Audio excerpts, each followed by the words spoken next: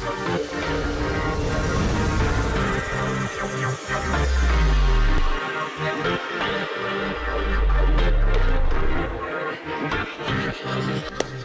story time. Storyteller aku hari ini seorang aktor yang luar biasa banget pokoknya. Aku cinta banget dari zaman dulu. Sering merayu dia untuk main film walaupun baru sekali kerayu. Tapi gak pernah mau give up. Siapakah dia? Ibu Yani Rahman. Halo. Apa kabar Ibu? Baik saya. Akhirnya ya kita kolaps. Kita berada di ganti-gantian. Dunianya sekarang memang dunianya kolaps. Dunianya kolaps dan dunia YouTube ya. YouTube ya. Walaupun capek. Tapi nikmatin dan senang ya. Iya. Karena ingin memberikan sesuatu yang manfaat buat penonton YouTube kita. Iya. Mbak, aku mau flashback cerita awal karir Mbak Yeni ya. Iya, kan kalau nggak salah Mbak start tuh tahun 1973. Iya. Which is aku masih 2 tahun tuh Mbak. Tapi kan setelah itu film-filmnya wah, Gadis Maraton, Kabut Sutra Ungu, Kartini. Ya. Siapa yang nggak tahu? Awalnya gimana Mbak Yeni bisa masuk ke dunia acting? Dunia acting. Gimana ya? Awalnya sih udah pasti saya juga udah pernah banyak cerita juga ke teman-teman ya.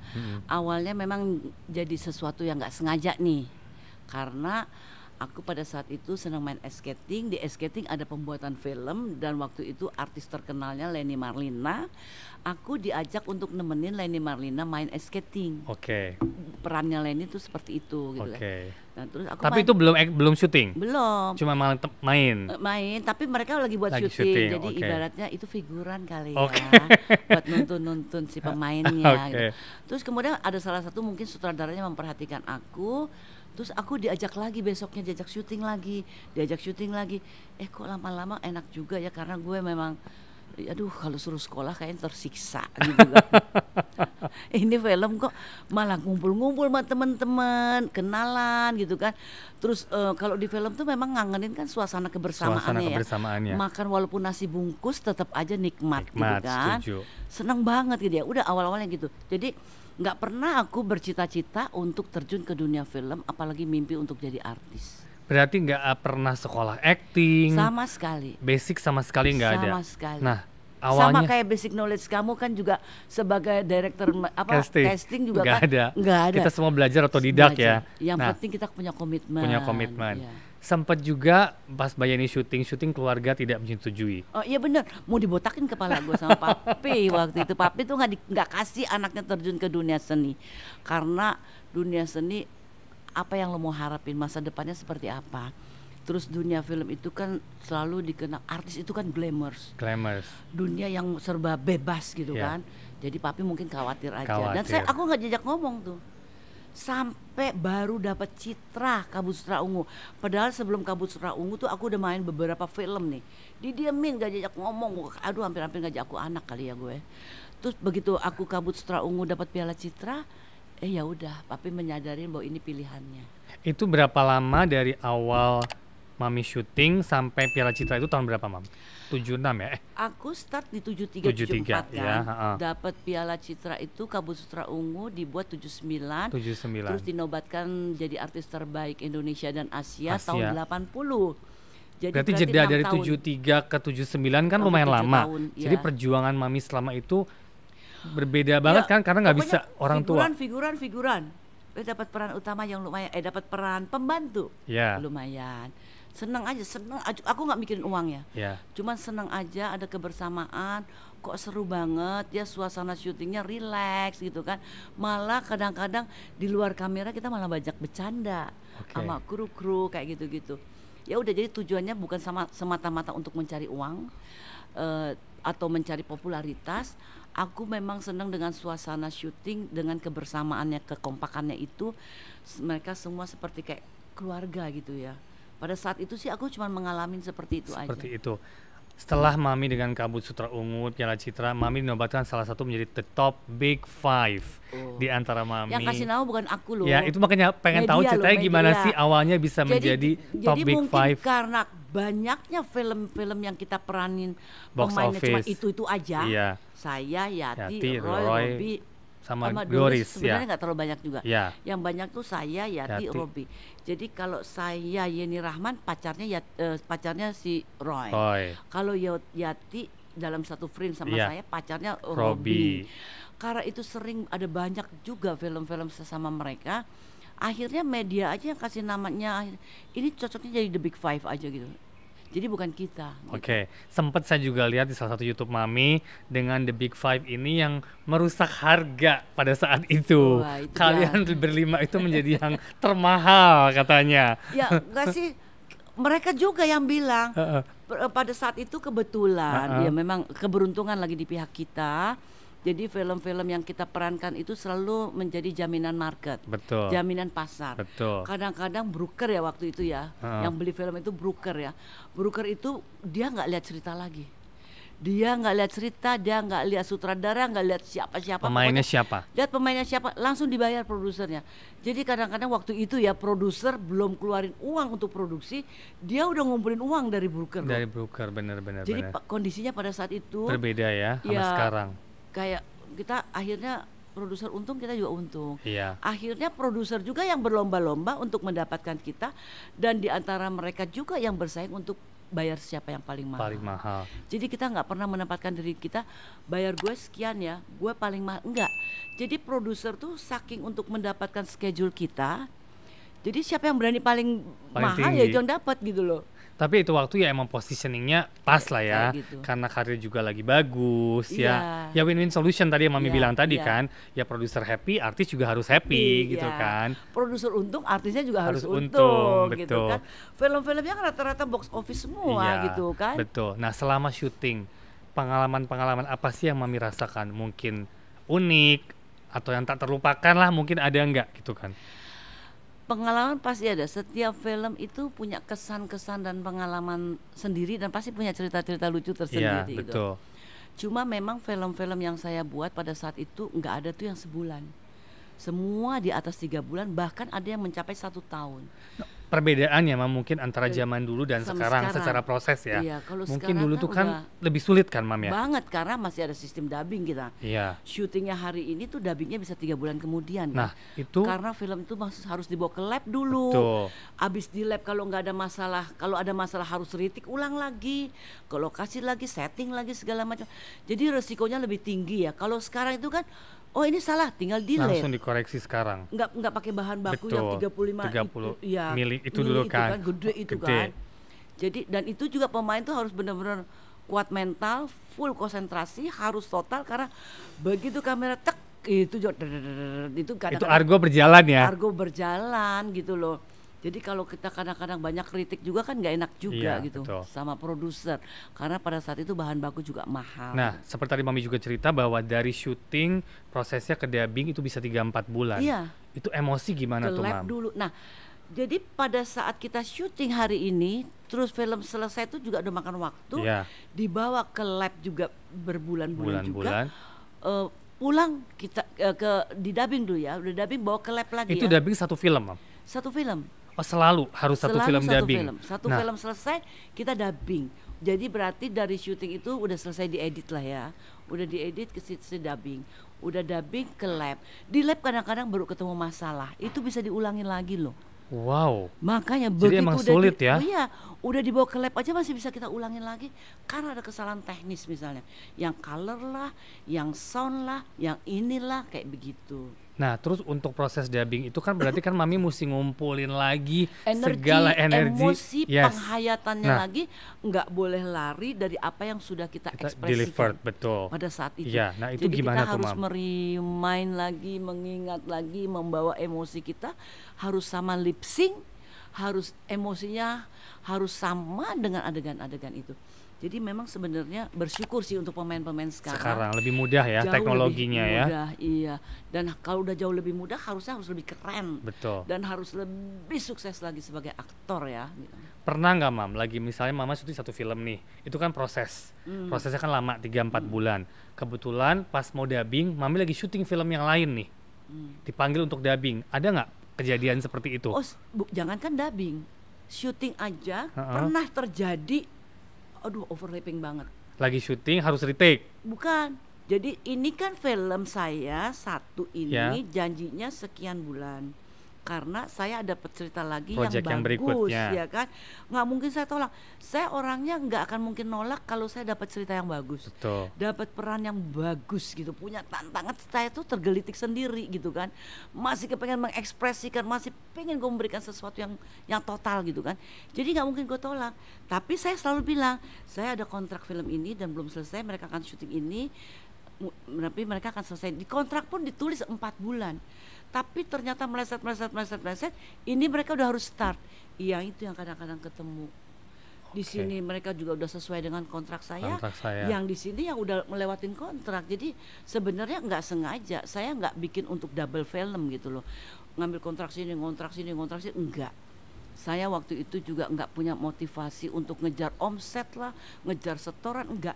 Buat saya peranan itu penting banget. Betul. Jadi saya harus total memberikan sesuatu secara total, dan saya kepingin produser nggak kecewa gitu kan. Terutama masyarakat yang menonton juga nggak kecewa gitu kan. Itu dulu komitmen saya. Jadi saya nggak pernah semata-mata film jadi tempat gue mencari uang, enggak. Saya yakin bahwa Tuhan tidak akan mungkin menukar rezeki itu dengan yang lainnya. Kayak sekarang saya nggak di film, tapi kan Sanjay lihat sendiri, buka restoran di masa pandemi, tapi ya. Puji Tuhan loh, rame loh. Ini pertama kali saya kesini, berapa kali janjian, berapa kali diundang nggak jadi ya. Tapi akhirnya saya bawa tim hari ini dan rame dan makanannya enak. Aduh, ini juga harus kita coba nanti ongol-ongolnya favorit ya. Ini best seller banget di sini. Oke, nanti kita coba. Orang kesini sebelum makan sate, enggak, gue makan ongol-ongol dulu. Oke, nanti kita coba. Mam, ini kan rumah kita, restoran Mami. Kita tur yuk, Mam. Lihat jalan-jalan yuk. Aku kasih lihat ya. Iya, boleh. Ya, Mam. Ini rumah tinggal yang aku konsep jadi restoran, tapi aku pasang foto-foto filmku. Iya, ini nostalgia banget loh ini. Iya, ini filmku. Terus, November 1828. Sebut jalan, Mam. Ini filmku. Ini, Mam, cantik banget, Mam. Oh, ini filmku Dua Tanda Mata sama Teguh Karya. Oke. Ini umur berapa, Mam? Umur berapa ya? Lupa ya, umur 20-an something 20-an something ya. Ini filmku Kesaksian. Oh, oke. Di produsernya itu tuh ada di sini lagi makan. Sini. Ini umurku masih muda banget. Aku bikin baju muslim. Ya, aku bikin baju muslim. Dulu aku punya counter di Sarina, terus aku display kan buat tokoku ya. Jadi harus pakai begini-begini. Jadi sampai sekarang nggak kebuang, sayang sih. Keren. Mam, tadi kita kan habis tour nih, Mam. Di rumah kita. Konsepnya gimana sih, Mam, restoran ini? Ini tuh sebenarnya rumah tinggal, tapi kan aku juga agak bosen ya dari tembok ke tembok, lihat tembok gitu kan. Jadi aku rubah aja, nggak ada aku bongkar. Jadi aku cuma tempel tembok itu dengan gebyok.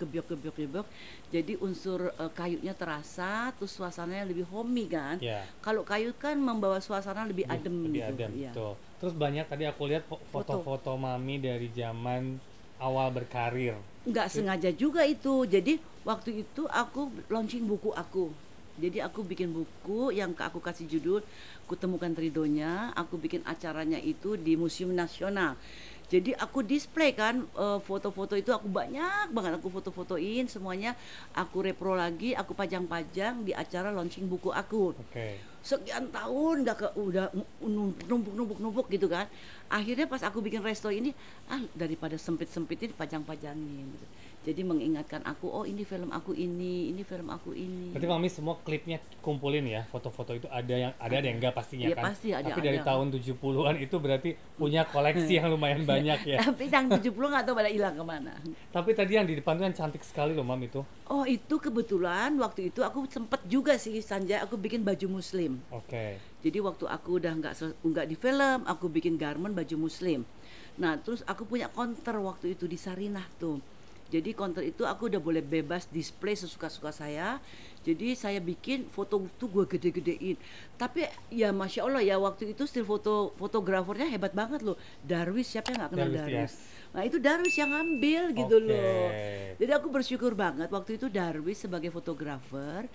Dia itu pengen magang, cari pengalaman di film. Oke. Jadi dia kepengen foto-foto adegan film. Aku ingat banget filmku dengan Bobby Sandi tuh film kesaksian. Darwis fotografernya. Sekalian aja aku minta bantuin gue dong, kamu bikin katalog buat baju-baju muslim gue. Hasilnya itu. Bagus ya.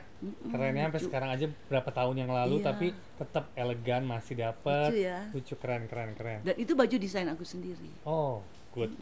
Terus Mami udah nggak syuting berapa tahun nih, Mam?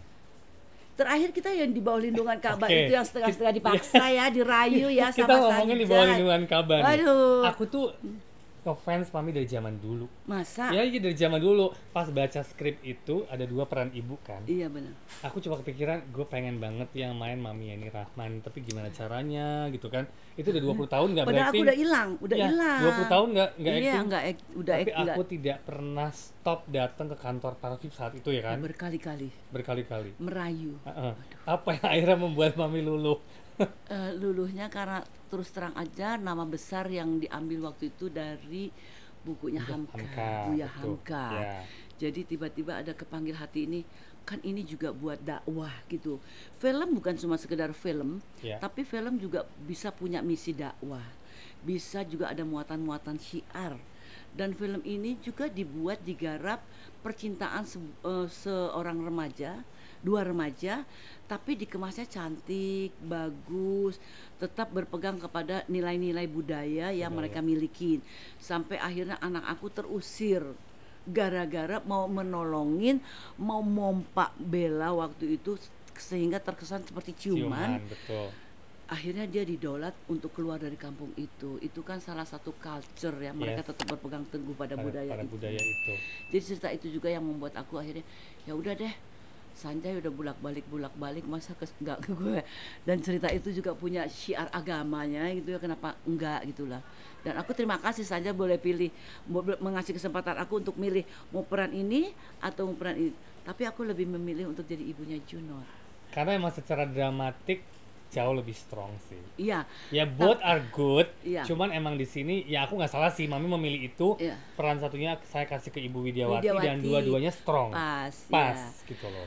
Tapi terus terang aja dalam film Di Bawah Lindungan Ka'bah yang aku baca skenarionya dari scene by scene, adegan per adegan, ada yang aku nggak puas itu karena ada satu adegan yang justru aku suka itu dihilangin gitu loh. Pas jadi itu nggak sempat diambil syutingnya. Oh, nggak sempat diambil. Di situ kan kelihatan letihnya si ibunya Junot itu, letih, dia harus mikul barang-barang, Iya. kelihatan banget ini orang mau kerja keras kayak gitu-gitu, kan dia numpang hidup ibaratnya, dapat pekerjaan dari keluarganya Bella aja udah bagus, makanya dia bilang kamu tuh jangan mimpi, masa mau pacaran atau mau menikah sama orang yang bukan sederajat dengan kamu gitu kan. Nah itu kelihatan adegan ibunya itu kerja keras, ngangkat ini itu dihilangin. Padahal aku suka banget di situ. Nah, sekarang dari Bawah Lindungan Ka'bah ke hari ini udah berapa tahun tuh, Mam? 10? Ada ya? Ada? Ada kali ya. Kenapa sampai hari ini belum ada syuting film lagi? Nggak ada Sanjay lagi soalnya. Enggak, Nggak Mami ada. udah semuanya. Nggak. Film udah, bisnis udah, banyak duitnya sekarang puji Tuhan. Amin. Ya kan, keliling dunia terus. Amin. Ya suruh capek-capek di lokasi males kayaknya. Kan tadi barusan aja ternyata baru merasakan kan bikin YouTube suruh ulang-ulang aja susah kan. Tapi kalau saya ada skrip yang bagus, masih tertarik nggak? Ya lihat dulu kalau Iya. stripnya suka aku main. Oke. Tapi tawaran pasti ada dong sampai hari ini. Ya mungkin karena udah kebanyakan ditolak pada kapok kali ya. Nggak seperti saya ya, gigi ya. Gigi, maksudnya gigi dong gitu loh. Semuanya udah tolak, hilang. Hilang. Banyak sih yang suka telepon aku juga. Ibu Yani masih mau syuting nggak? Coba aja kalau kuat mental begitu. Coba aja kalau kuat mental. Karena kita masih ada darah daging kita di situ ya. Iya. Jiwa seni kita ada di situ, passion kita ada di situ. Pasti ya rindu sih ada ya. Rindu pasti ada. Cuman memang sebelum Di Bawah Lindungan Ka'bah pun ada beberapa tawaran tapi dia nggak kena di hati saya. Gue mendingan gue ngurusin ini ngurusin itu gitu loh, kesibukan yang lain gitu. Bermain sudah, Piala Citra udah, bisnis udah, semua udah. Niat jadi produser nggak? Ya jadi produser Udah juga kan kayaknya. Udah pernah belum? enggak juga. Kalau aku jadi produser aku tahu banget pusingnya kayak apa. kita kalau jadi produser itu bukan cuma sekedar bahwa kita punya modal loh. Yes. Tapi bagaimana kita mencari satu cerita yang kena banget, pas banget, udah filmnya selesai juga bagaimana strategi untuk marketingnya, untuk promosinya, berarti nggak akan berhenti berpikir di sini. Terus gitu kan, belum lagi resikonya. Kayak sekarang pandemi begini, susah ya kan. Itu sih mungkin keinginan untuk jadi produser, bisa iya bisa enggak. Tapi misalnya kalau kita kolaborasi, kita sharing, kan jadi pusingnya nggak di gue sendiri gitu loh, ada di partner gitu kan, nggak apa-apa kalau kayak gitu. Tapi obsesi yang masih ngeganjel di sini, ada ketidakpuasan saya pada saat saya diberikan satu peranan, pasti setiap pemain tuh ada rasa nggak puasnya, sehingga itu yang membuat obsesi saya kalau gue nyutradarin film, gue kepengen pemain tuh ekspresinya kayak gini, dia harus emosinya kayak gini gitu loh. Jadi karena termotivasi ke masih ada yang ngeganjal kekurang puasan kita sebagai pemain, maka akhirnya suatu saat gue mau jadi sutradara, gue mau direct pemain harus bisa begini gitu. Itu aja. Itu satu misi yang belum ya. Iya. Mudah-mudahan segera bisa terrealisasi. Amin. Dan pasti ditunggu filmnya. Kalau bisa sebagai director, sebagai pemain, tetap berharap jadi pemain nggak juga. Mungkin juga. Kalau jadi sutradara aja gitu. Tapi kan sekarang banyak, Mam, director dan pemain di luar negeri juga banyak kan, Mam? Nggak mungkin deh kalau gue ya di paralel begitu. Nggak, salah satu fokus ya. Harus salah satu. Nah, kesibukan Mami sekarang nih, Mam. Jelas punya restoran, Mami juga lagi sibuk dengan mungkin banyak kegiatan ya, Mam ya. Satunya panti asuhan ya, Mam ya. Itu gimana, Mam, ceritanya itu bisa untuk kesana? kegiatan-kegiatan sosial, tentunya sebagai manusia, sebagai makhluk hidup, kita tidak boleh lupa bahwa apa yang dititipkan rezeki itu dari yang kuasa itu tidak hanya untuk diri kita sendiri, tapi pasti ada titipan itu untuk yang lainnya, terutama bagi saudara-saudara kita yang tidak mampu, apalagi anak-anak yatim piatu yang tidak punya ayah, tidak punya ibu. Jadi saya selalu bersyukur sama Allah, apa yang Allah berikan ini tidak semuanya milik saya, termasuk dunia berikut isinya juga itu kan sebenarnya cuma dipinjemin aja ya, Sanjay. Betul. Jadi selalu saya peduli dengan mereka, ingin berbagi kebahagiaan dengan mereka, dan alhamdulillah setiap hari Jumat sampai hari ini sih dengan izinnya Allah, saya selalu ingat memberikan makanan-makanan juga kepada mereka. Termasuk yang para duafanya gitu. Jadi apa yang kita makan kan tidak semuanya untuk kita sendiri. Tapi ada yang kita makan juga untuk saudara-saudara kita yang nggak mampu.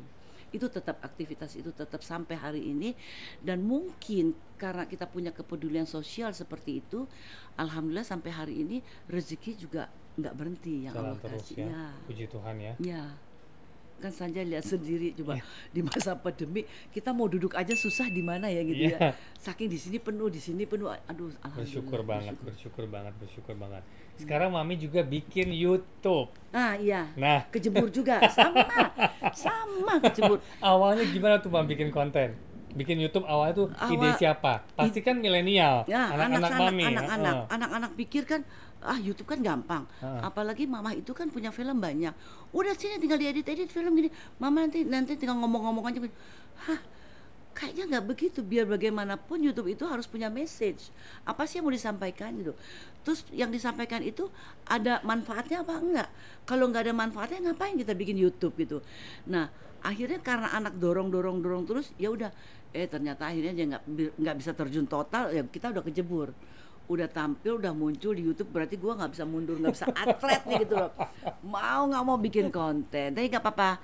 Memang agak sedikit lelah, sedikit tapi capek, tapi happy, dinikmatin aja. Apalagi kalau bertemu dengan teman-teman lama kan, saya lihat kontennya Mami kan ada memori-memori dengan Yati, dengan Leni Marlina, dengan Roy Martin dan akhirnya semua. buat melepaskan rasa kangen kita, sekian tahun kita udah nggak pernah ketemu lagi, dan mereka juga semua masing-masing juga terus terang aja film juga udah nggak terlalu banyak, kita nggak akan ketemu juga di frame misalnya. Akhirnya ketemunya di frame-nya YouTube, karena saya kepingin juga di dalam YouTube saya ini kita saling menggali pengalaman masing-masing.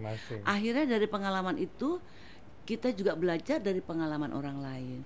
Terus kemudian pengalaman orang lain dengan pengalaman kita bisa kita sharing, sehingga itu juga bisa membawa manfaat juga buat yang menonton YouTube kita gitu.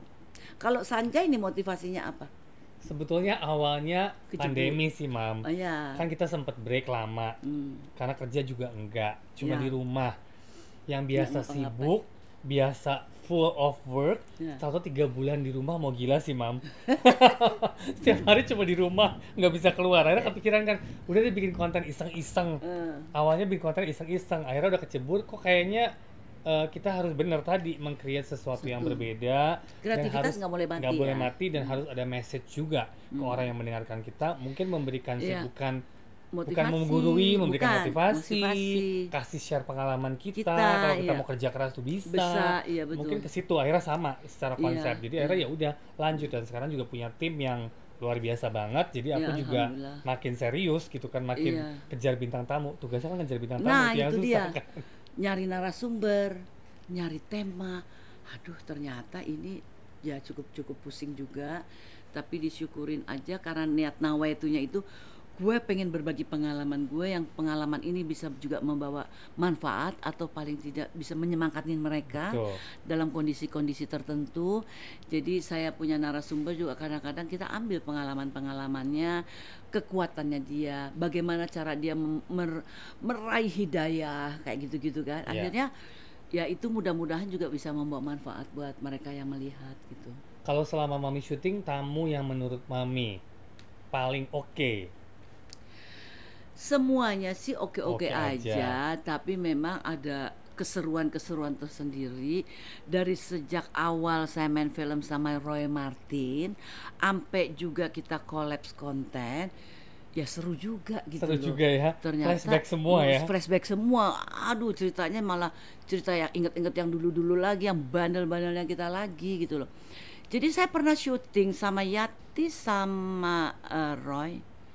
Kalau break syuting, udah break nih, masih kesorean, nggak bakal ada yang mau pulang ke rumah, nyambung dulu gitu, kemana, sampai produser tuh waktu itu almarhum Samtani, Oke. ya, Rapi Film, Ya, Rapi Film. Samtani tuh sampai jadi kayak bapak kita aja, ikut ngawal kita, ikut nemenin kita ke disco, saking tuh anak-anak gak boleh bandel gitu. Produser tuh bisa sampai kayak gitu. Hebat ya. Hebat banget. Jadi hubungan kita sama produser tuh juga benar-benar udah kayak keluarga. Jadi kalau kita pergi, ada yang ngawal, produser kita sendiri, tuh dia yang bagian bayarin. Bagian bayarin. Gitu. Kan kita butuh refreshing. Dulu bandel-bandel gitu sih. Karena breaknya kesorean gitu Betul. loh. Biasanya kan malam kan. Malam break ke sore nggak mau pulang, nyari tempat-tempat lagi yang buat kita waktu itu disco gitu. Di luar konteks mungkin. Kalau dulu kan syuting tuh lama ya, Mam ya. Proses syuting kan lama, bisa berbulan-bulan di luar kota. Tahunan. Ya, di luar kota. Pernah nggak sih cinlok, Mam? Di lokasi gitu, artis-artis cinlok. Kalau sekarang kan banyak. Mami tuh pernah nggak sih cinlok, Mam? Enggak tuh, karena kita sama-sama seru ya. Terus CS masing-masing, tahu kartu masing-masing. Ya kalau udah tahu gitu kan udah mati rasa ya, nggak ada getaran-getaran gitu. Kecuali yang diam-diam, naruh hati. Ini nyablak semuanya gimana gue. Kalau sekarang kan banyak nih Mama artis sekarang cinlok, akhirnya menikah kan banyak ya, contoh kan. Banyak ya, kayak Widiawati. Iya, itu kan juga pasangan cinta lokasi tapi jadi suami legend istri ya, pasangan luar biasa. Iya. Mami nggak pernah tuh nemu yang kayak gitu. Kerja fokus. Enggak, karena saya dari dunia film, jadi saya tahu orang film, terus tidak berkeinginan untuk dapat suami itu yang seniman. Oke. Kayak apa gitu loh. Tapi ada juga yang cocok seniman sama seniman. Nggak masalah. Justru anehnya saya dapat suami justru yang birokrasi. Iya. Tapi ya cocok-cocok aja sih, alhamdulillah. Malah dia lebih ngemong gitu jadinya. Lah kalau seniman sama seniman, setahu saya kalau seniman tuh agak-agak sedikit egois ya. Oke. Perfeksionis dan egois, selalu nggak mau kalah gitu. Oke. Jadi emang dari awal konteksnya nggak kesana. Nggak mau. Lokasi kerja. Kerja aja. Nggak mau punya suami yang penyanyi lah, yang artis film. Kayaknya nggak ketemu ya gitu loh. Pengen yang pengusaha. Dan alhamdulillah Allah kasih yang pengusaha. Ya baik sekali sih, maksudnya kalau aku lihat karir Mami kan terus sampai sekarang nama di maintain, semua orang siapa yang nggak kenal. Boleh nggak Mam pesan dan kesan mungkin ke yang nonton ke kita, mungkin kepada generasi yang baru nih, ya kan, karena, untuk bisa seperti Mami sampai sekarang. Kalau keberhasilan itu memang harus diraih, tentunya dengan kerja keras, dengan ketekunan, dengan satu komitmen yang kuat gitu loh. Dan yang paling penting juga harus punya sikap. Sikap untuk menolak, sikap untuk menerima gitu loh. Betul. Pasti ada plus minusnya gitu loh. Nah, kalau keberhasilan itu kita peroleh, nah itu yang lebih sulit lagi mempertahankannya. Yes, setuju. Dapat menangnya, dapat popularitasnya dapat, tapi bagaimana mempertahankan nama baik itu nggak gampang. Sangat. Jadi ya sekarang mungkin artis tuh banyak banget. Saya sampai nggak hafal filmnya apa, dan saya jeleknya saya artis film tapi saya nggak pernah nonton film. Termasuk mami saya, gitu. Almarhumah ibu saya tuh sejak saya main film dia tidak pernah nonton film saya. Saya juga gitu. Gue termasuk artis film tapi nggak pernah nonton film, nggak pernah suka dengan nonton film. Jadi kalau aku masuk ke bioskop, aduh kayaknya ngap gitu loh, karena gelap gitu kan. Jadi ya lewat TV. Tapi di TV sinetron pun aku nggak terlalu banyak ngikutin, sehingga aku nggak terlalu banyak ngikutin artis-artis muda sekarang, siapa gitu ya.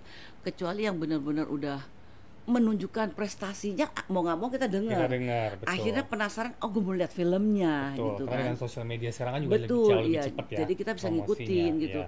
Ya mudah-mudahan sih mereka-mereka yang sudah mendapatkan kesempatan untuk bisa memperoleh popularitas sebagai aktor, punya komitmen, punya sikap dan punya prestasi. Ya itu harus dijaga benar-benar. Karena mempertahankannya lebih sulit. Setuju sekali kata-kata itu, karena sekarang banyak sekali artis naik cepat turun. Hilang lagi. Banyak sekali kan, karena mungkin mereka belum tahu how to maintain. Karena benar, salah satu kunci itu memaintain, menjaga itu sangat sulit.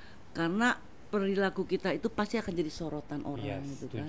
Dan baik buruk kita itu juga pasti akan diperhatikan orang. Niat baik aja kadang-kadang belum tentu keterima baik loh. Apalagi kita melakukan satu perilaku yang salah. Iya, setuju. Oke, thank you banget hari ini, Sama-sama, Mam. sayang. Thank you so much hari ini. Sama-sama. Aku happy banget bisa bertemu dengan legend. Walaupun ibu, tadi kitanya agak kehalang dengan hujan. Legend ibu yang sangat luar biasa.